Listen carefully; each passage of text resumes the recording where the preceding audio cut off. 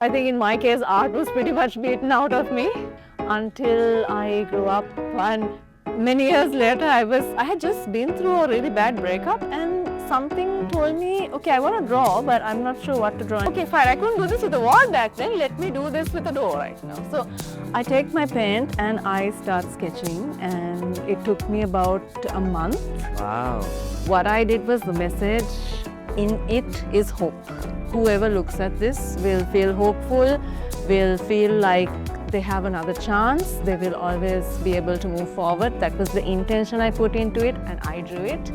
Someone bought the cupboard a month later. No way. I've spent so long listening to society and not being able to be me that it's gonna come to a time where I'll wake up one morning and it'll all be over and it'll be too late. And you hold yourself back until you wake up and realize time is running out, because we all think we have time, but we don't. And I would say that creating whatever you can when you can, it's that moment when inspiration hits, you go for it, you don't hold back. Because I took the chance and I have no regrets many years later.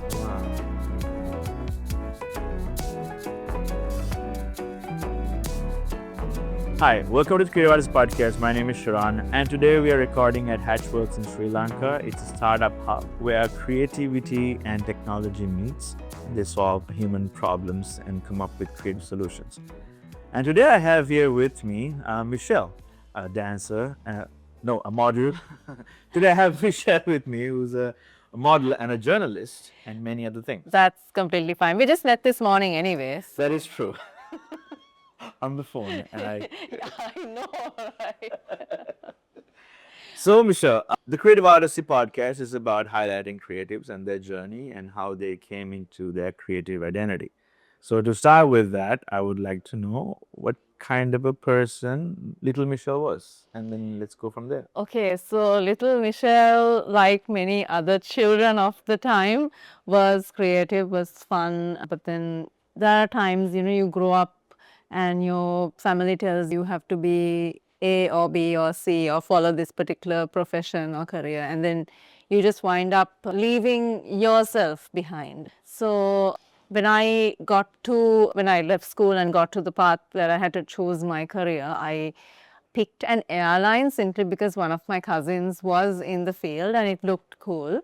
So while I was working at the airline, I worked there for 8 years, but I'd always known I could write, because in school, when everybody didn't like finishing essays or English literature and all that, I was right there. I was always in the middle of things, and I suddenly remembered that I could write, and on the way I was like, hey, wait, I can do this, but I don't know what to do with it.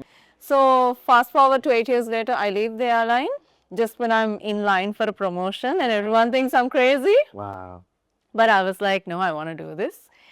I leave the airline, and for 2 years I take a break. I'm just writing whatever comes into my head. And my first words were like, hi, I can write. I don't know what to do with my gift.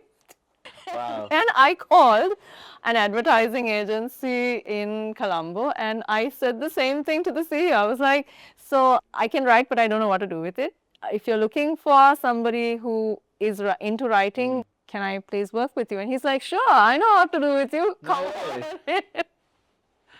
So, and I never looked back from there. I started off as a copywriter, and the following year I finished my internship and I went into more senior content.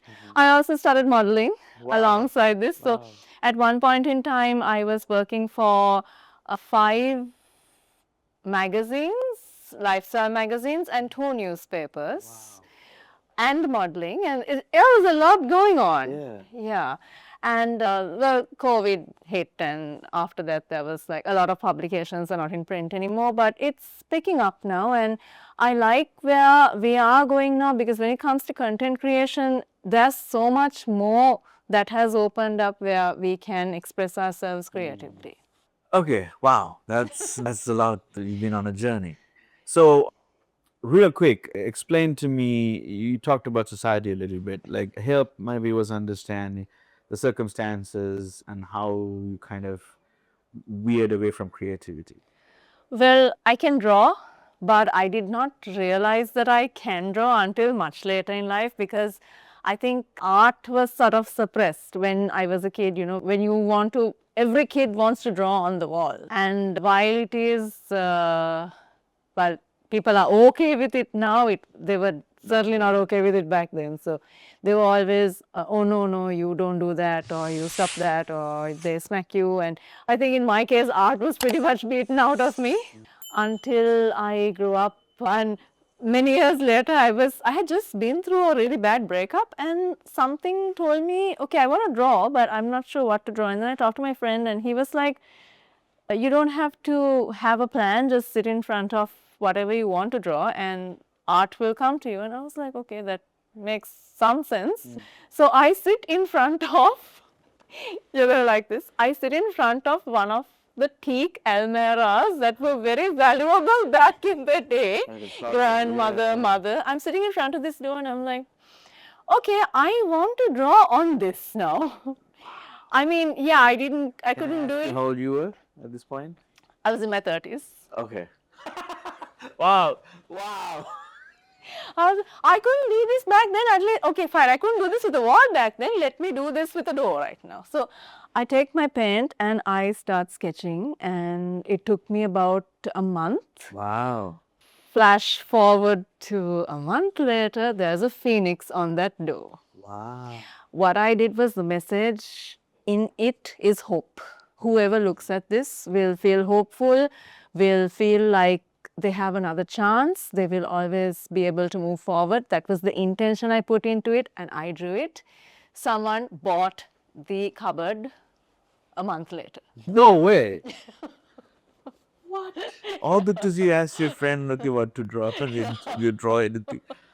Wait, so you were 30 years old, so there's so much that happened before that. Yes. Writing was, for the longest time, writing was my form of creative expression. But I also realized, like, along that journey, I realized that I can draw and I can also make things. Like, I'm good at making jewelry and a lot of other stuff. Like, I'm very, excuse the expression, good with my hands, but in a way that I can create stuff with it. You're multi-passionate. Yes. So again, discovering all that, I would say late 20s, early 30s, and late 30s. Now you know how old I am.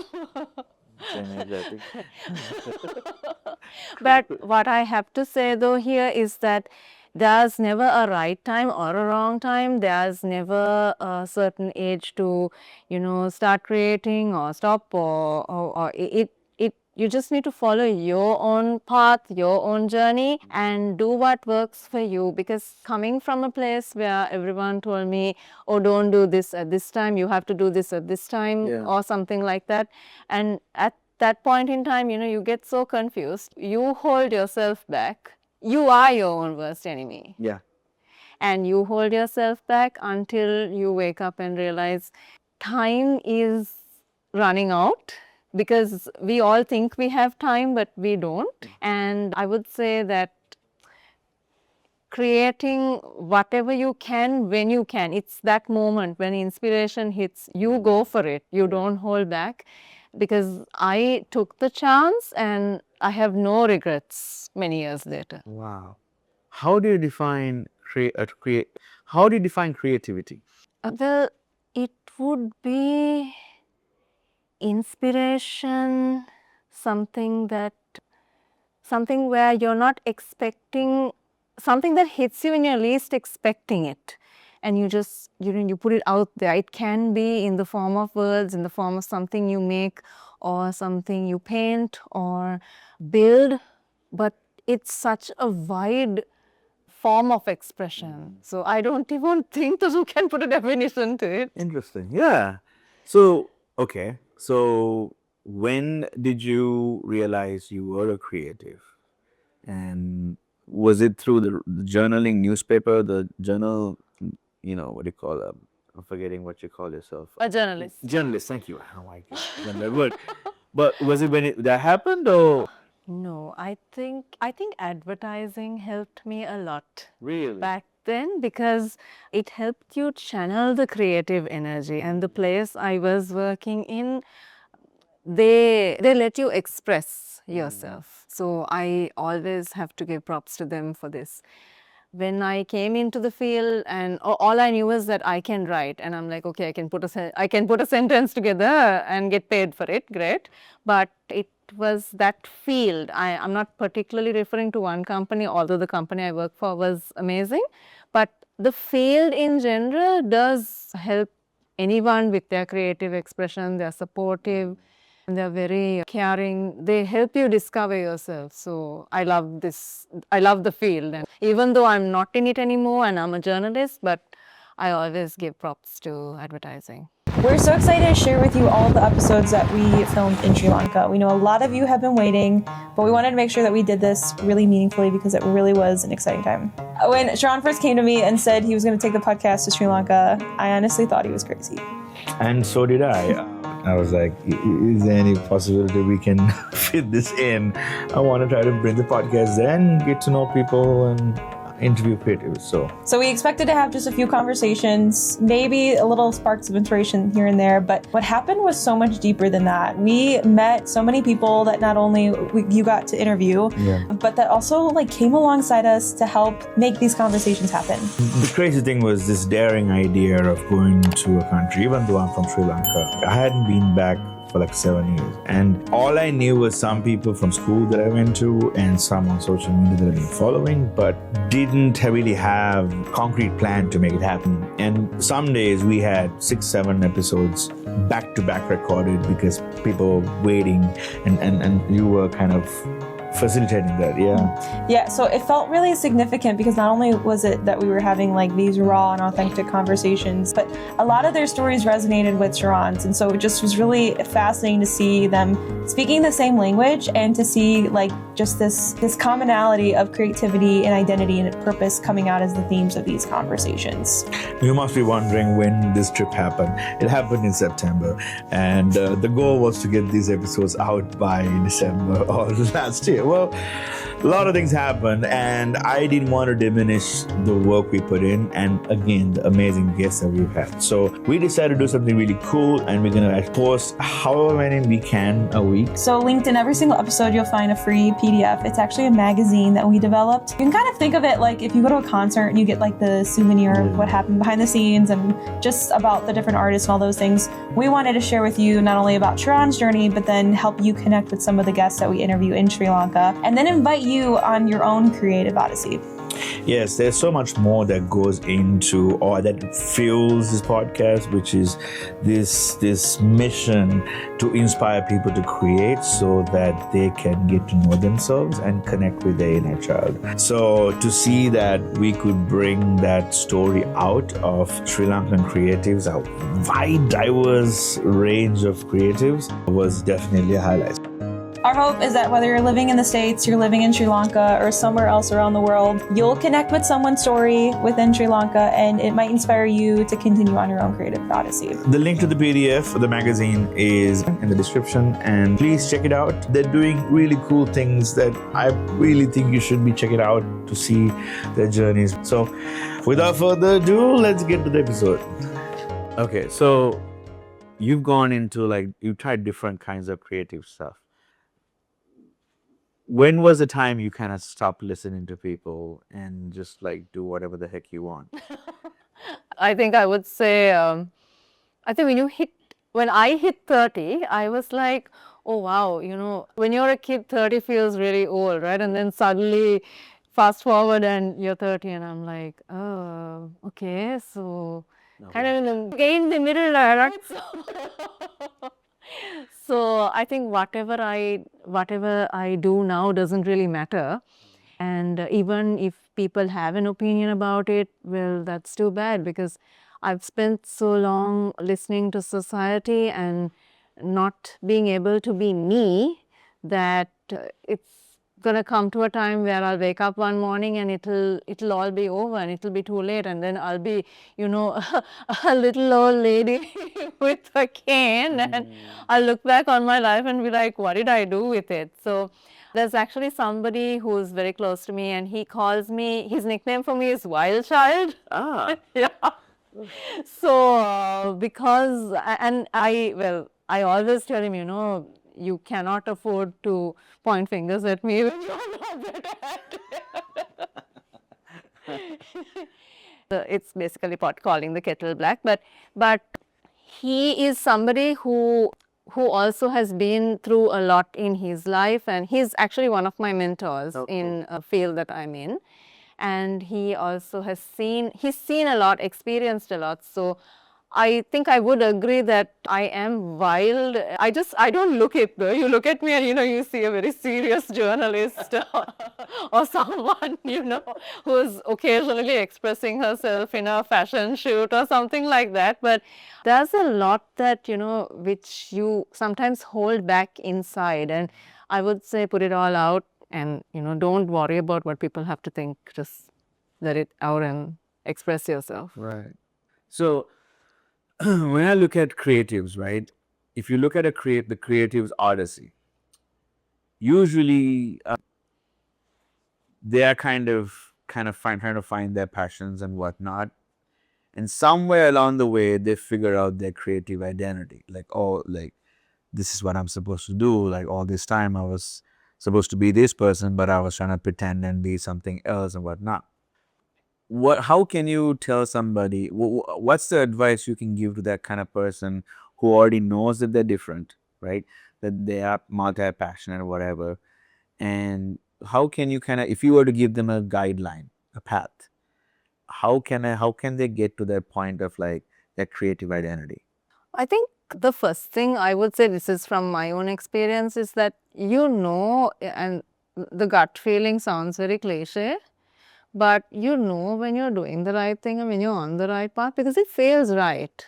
When you're not, and when you have so many voices from outside telling you what you should and shouldn't do, you just feel very crowded, you feel very unsettled and uneasy. But when you're on the right path and you're following what you want to be following and being whom you are meant to be or who you want to be, you feel very peaceful, you feel very settled. So I would say anybody who wants to follow their passion should always, the rule of thumb is, if you feel settled, if you feel calm inside, no matter what's going on around you, if you feel good about it, go for it. What do you have to say about the people saying like that's a massive risk, you shouldn't be taking that kind of risks? Well, I already experienced that when I was leaving the airline, because everyone was like, oh, you've been in the field for about 8 years now, you're settled here. Were you like 28 at that time then? Around, yes. Okay. So they were like, you're settled in this field, you're up for a promotion, you're going to go to a better place, and leaving this now, you'll have to start from scratch and you're not going to earn that much. And I was scared. Of course I was. I mean, everyone would be taking a risk like that.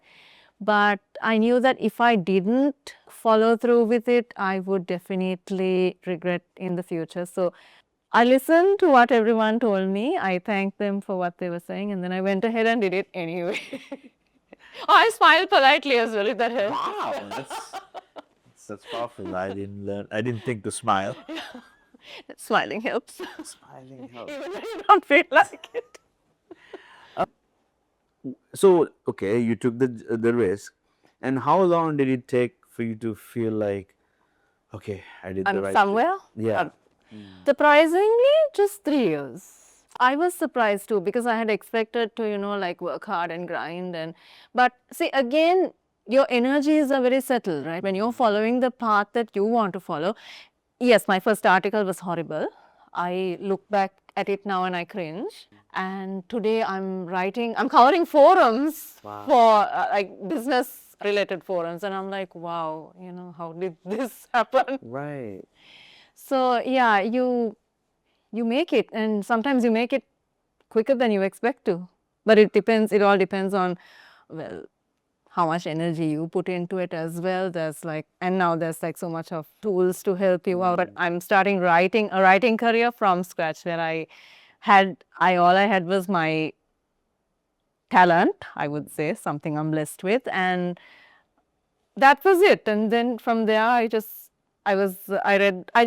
think in my case, a lot of reading was involved. So I read every journalist, every writer I could think of. In the hopes of? Particularly of, yeah. In the hopes of what? In the hopes of being able to write a straight article.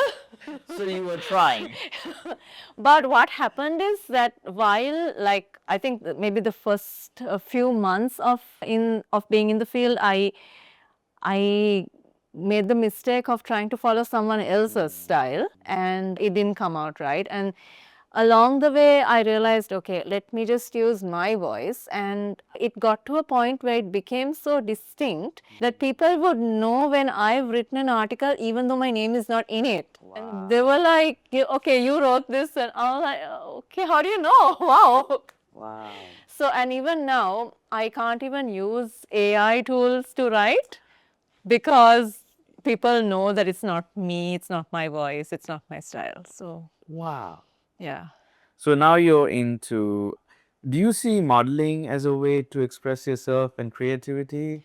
That's a whole other form of expression because... First of all, how did you get into it? Okay. That's an interesting question. So I went to my friend, another friend wanted to get into modeling, and I was like, fine, I'll come with you to... No way, that story cannot... It literally happened. I said, I'll come with you to get the info, but she couldn't make it on that particular day, and I was like, fine, I'll go by myself then. So I walk into Roseanne Dias. Okay. I walk into her class, and I'm like, so I need some details about your class for my friend. And then she's like, she gives me the details. She's like, cool. Wait, what about you? Don't you want her? And I'm like, no, I don't think I can, right? And she's like, you should just sign up. Oh, wow. And 12 years later. So how do you look at modeling now, after 12 years later? It has evolved. I'm happy to see where they have come, but I still say, and this may be an unpopular opinion, but I say that AI cannot replace a human in any advertisement or in any other form of modeling, for sure. So you're writing, you're a model, and what are the things that you still paint and draw? I still paint and draw. I even painted something for a stage play recently. Wow. I was very surprised that it came out right, but they put it on the stage, so I'm sure it must have been okay. Yeah. So what is your process? What is your creative process? How does it happen in whatever you do? Where from inspiration to end of a thing? It depends on what I'm supposed to be creating, but most of the time I just get like a visual and I don't stop. Like even right now, there's going to be something I'm starting soon with denim. That's all I'll tell you right now. Got it. But it's just images I have in my head, and I don't stop until what I see out there is matching what's in my head. Wow. It's not an easy place sometimes. I'm very hard on myself and I push myself way too much. I also criticize myself a lot, which you have to find a balance, and sometimes the process is very excruciating, but the end result is worth it. Is there anything such as a healthy creative? That is subjective, but all my creatives have been healthy. Because the way I'm asking is I think you cannot be 100% I lost the word, imposter syndrome free. I don't think you can 100% be free of imposter syndrome. That's what I mean. I think like is like 100% free imposter syndrome achievable in your opinion? Let's leave that to the future. Maybe follow my space. No, just keep following, guys, because you give your answer. So, what is the vision for you? What's the future look like to you? What is this path leading you to go to? Coming from a place where I didn't grow up with AI and with social media, and I'm now using tools to create, and I find them, I'm not threatened by them. but I'm using them to help me create better. I've also got into designing recently, simply because I liked it, but I just found it a little bit dull to, sit down and just move the mouse around.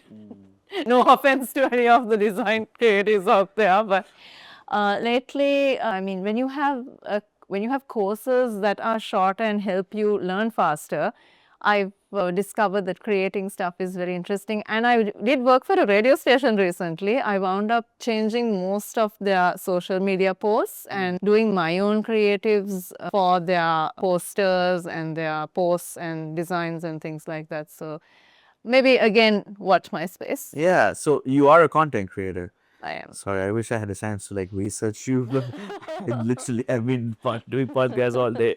So how did you get into content space, and how do you see that as a creative expression? Interestingly, it was this particular radio station because they were really cool with, they just let me do, obviously staying within their certain requirements, but they let me do what I wanted, sort of be myself. I had guidance and I had training, but it was more like, yeah, try this and see, it will work. And my boss at the time, he was very empowering. He would always be like, don't depend on me, you figure it out and show me the finished result. If I like it, you're good. And most of the time he did like what I was creating. So I was like, wow, it's not just writing after all, right? I can create too. So it's been fun. Okay, let me see here. So a lot of people, especially in the social media space, right? Very trend conscious and metrics conscious and things like that. In a world like that, is that how you drive yourself, or how do you differentiate yourself and find your authenticity?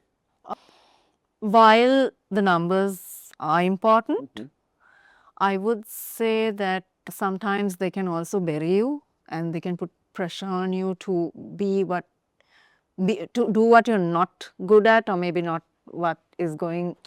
Wait, let me put that in a different way.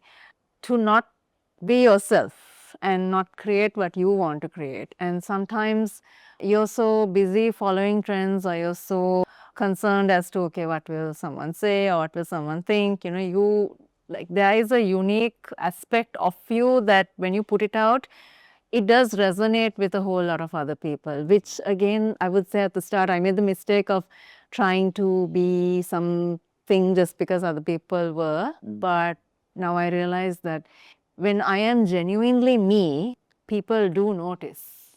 And there are times I hold myself back. I'm like, no, stop, what if people don't like it? And there's always something that comes up to make me realize, no, they do like it. They just don't. I've never heard anything negative when I put something out there and everyone's like, okay, this is nice. How did you do it? And I'm like, I don't know. I just came to my head and I did it. So Let's say somebody is watching, and doesn't matter the age, right? And they hear people say be authentic, be genuinely yourself. How does one do that in your opinion? how did I do it? I didn't. I think if you are real, if you stay true to yourself, because if you How does one do that? I don't know, because it just comes naturally to me. Because what happens is, if and again from experience, if I've tried to be something I'm not, I don't feel right. I don't feel good. I feel very restricted, very suppressed. And that whole experience goes back to when I was a kid and everyone was holding me back. So I'm like, I think for me, particularly when I write stuff down, it helps me to process. Okay. So even if I am about to draw something, I would always make notes on what, either by hand or type it out or something like that. But I guess for me, writing stuff down helps. So I think if anyone is a creative, maybe preparing beforehand, I don't know, sketching or writing or researching or something like that would really help. But don't ever hold yourself back or let anyone hold you back from being what you want to be. In your day-to-day routine, is there a certain way you allow yourself to be creative or connect with yourself, or how does that work? Do you do some workout or whatever? Like, how does your process work? Working out does work. I do a lot of yoga. But I think I saw this expression on social media once where it says, if I don't write to empty my mind, I will go crazy.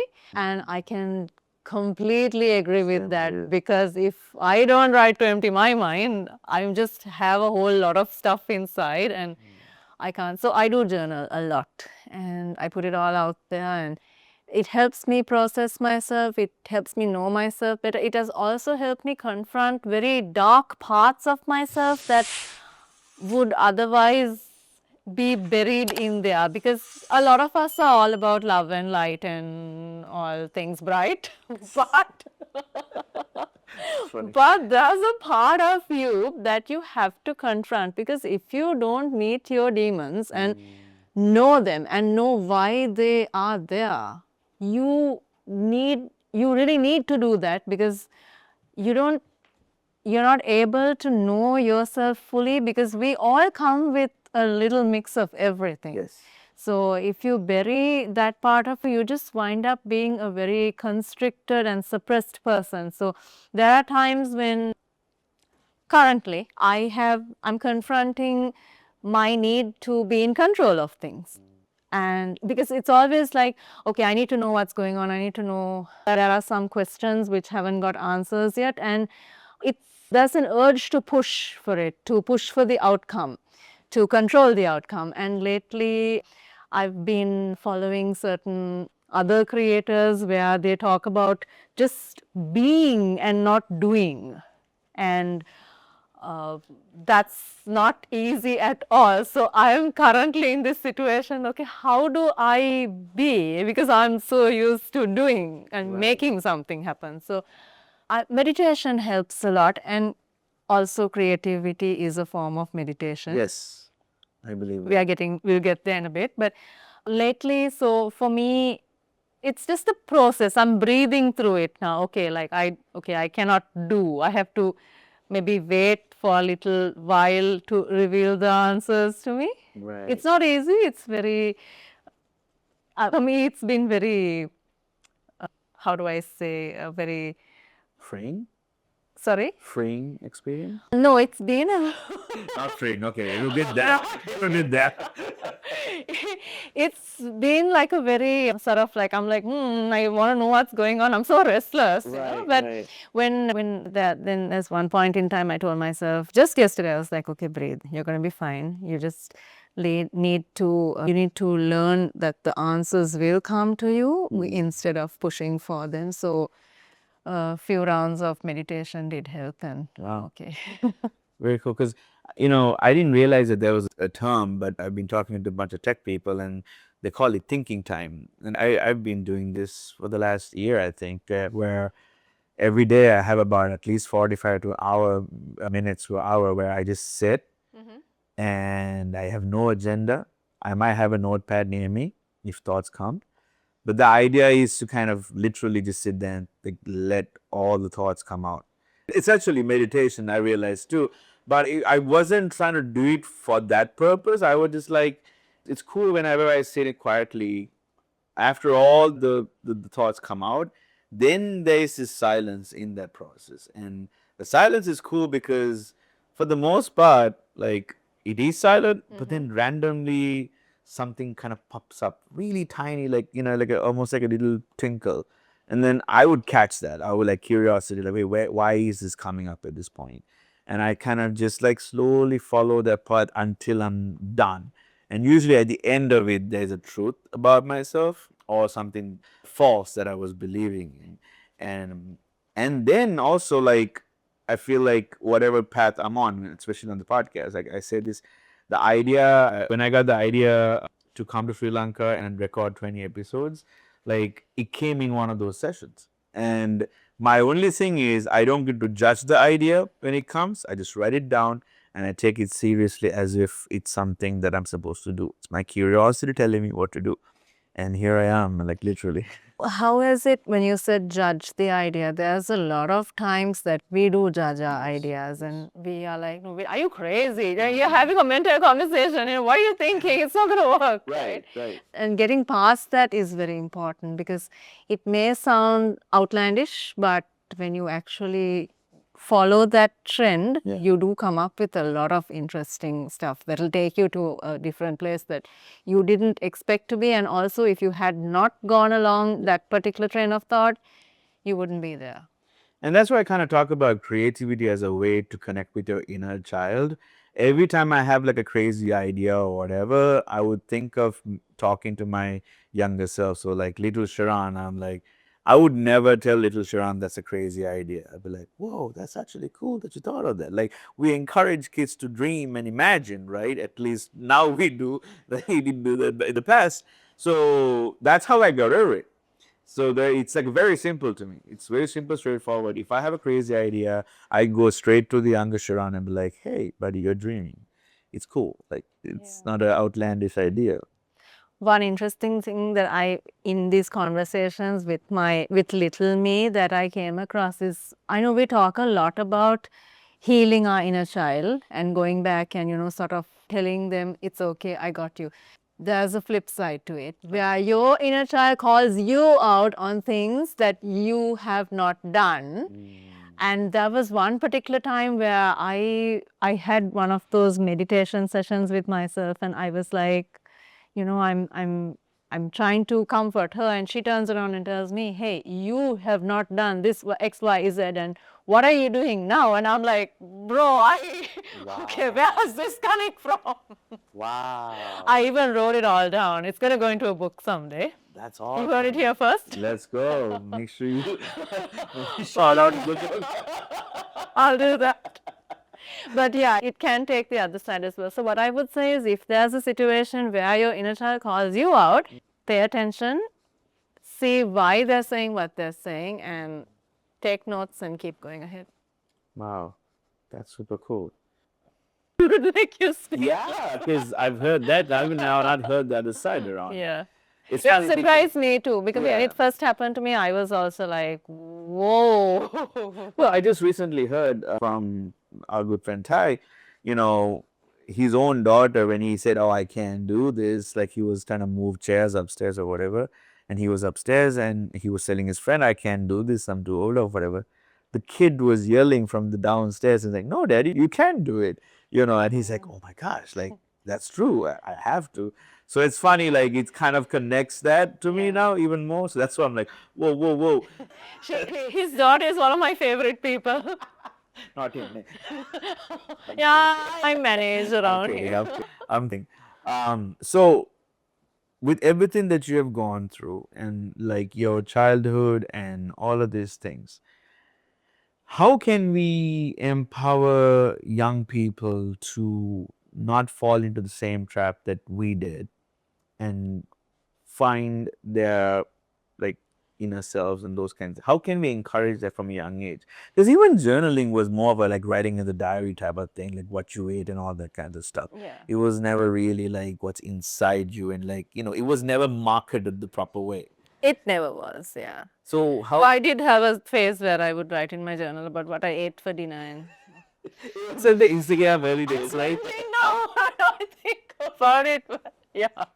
In the early days of Instagram where he posted pictures of just food and it was not about business, it was about building brands. And look at where we are today. I never thought of this. Okay, so to answer your question, I think there has to be a sweet spot there because, see, there are times, you cannot be too hard, like, okay, basically do not be what we had to face when we were kids, but also on the other side, there has to be some sort of like an accountability where, they know where they're going, they know what they want to do, but they should not get too complacent. Yeah. So they have to always, there has to Challenge always themselves. be that challenge. And also, if something is bothering them, like ask themselves, why is it bothering me? What is this teaching me? Because a lot of times when somebody has a problem, they just cry about it, or they'll vent or rant to somebody they know, and then they get into this kind of a victim thing. So a lot of society is in victim mode. Right. I've had to pull myself out of victim mode. I'm still pulling myself out of victim mode because that is not fun at all. But what I have learned from this whole thing is, like, if something comes up where someone is mean to me or someone says something, I'm like, wait, why is this happening? What am I learning from this? Is this a message where I can learn something from it? And usually most of the time it is a message. So like I said, the sweet spot is where you don't let too much of it bother you, where you self-destruct, and you also, don't get too whiny about it, where you use that to empower you to move forward for your highest good. Have you ever thought like why we go into that victim mode? There are so many reasons. I would say it's hard to explain in, I think you'll need to do a separate podcast for this. That's true. That's like a long topic. But there is a lot where you have, I think in general, people have a very poor me kind of mindset. So, and that just holds you back. And I've seen how much it held me back for most of my life. So, there are all these beliefs from childhood that I've had to pull out and bring to the surface. And again, meditation helps, because the deeper you breathe, the more you know yourself. And that's when you get quiet within, and everything just comes up, and you have these thoughts like, why is this like this, or why is X or Y or whatever, and then you take it all out and you lay it there and you sit with it, and that's when you can heal. One final thing. What does curiosity play in your life? What role does it play? It hasn't killed me yet. So now I'm grateful for that. Yeah. But I think I just love curiosity because I like learning. And even at a point where people are like, oh, you're in your 40s, why are you still doing this or still doing that? Or why haven't you done what someone else is doing, which is like getting married or having children or whatever? And there's always the questions, right? But I would say, okay, aside from doing what we want to do when we want to do it, we should, if there is something that we are curious about or we want to learn, I don't think age is ever a barrier to learning something. I also don't think that, I think if you need to ask yourself questions, you need to ask questions from outside. If you want to learn something, research it. But upskilling yourself is always a good thing. Right. And you can never, I think we'll literally be learning until we draw our last breath. Right. So it's a learning process. I would say be curious, ask questions, learn, improve yourself. It's never too late or never too early. Go for it. Alyssa, thank you so much for being on the podcast. You are a breath of fresh air, and you actually made me think something and inspired me to even think more deeper. So thank you for being here on a short Thank you for having me. I'm so excited to go and follow your Instagrams and actually see what you do, and I'm like even be more inspired. Yeah, that's all for now. All I gotta say is keep dreaming, keep creating, and keep going on your own creative odyssey. Till next time, see you later. Awesome.